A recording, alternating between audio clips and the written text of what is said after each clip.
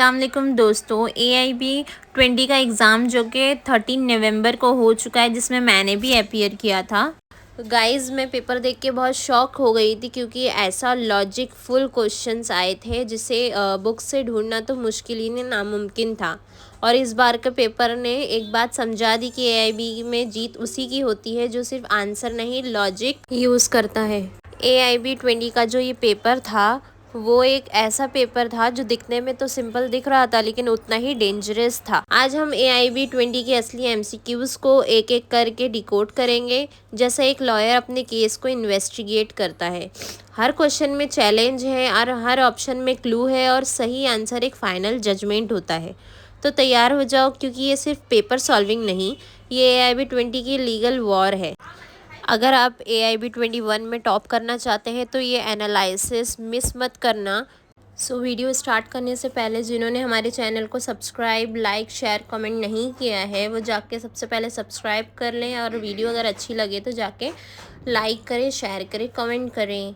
First वाला question है, if a bailiff execute an eviction based on a civil court order later declare void of lack of jurisdiction, what protection does section 78 of the Indian penal code provides. अब इस question को हम समझते हैं अपने वे में। अगर बेलीफ सिविल कोर्ट के ऑर्डर पर इवेक्शन करता है और बाद में वो ऑर्डर जुरिस्डिक्शन के लेक की वजह से वॉइड डिक्लेयर हो जाता है तो क्या IPC सेक्शन 78 प्रोटेक्शन देता है? तो इसका आंसर होगा C. The bailiff is except if he acted in good faith under the order. आप चलते हैं सेकंड क्वेश्चन की तरफ। अंडर द भारतीय न्याय संहिता 2023 which is the maximum number of consecutive days and offenders me kept in solitary confinement at a time. इसका answer है सी 14। आप चलते हैं थर्ड वन की तरफ। According to the motor vehicle act 1988 what is the fix amount of compensation payable in event of death caused by motor vehicle act under no fault liability. तो इसका answer होगा 1 lakh rupees, option C. अब चलते हैं next question की तरफ।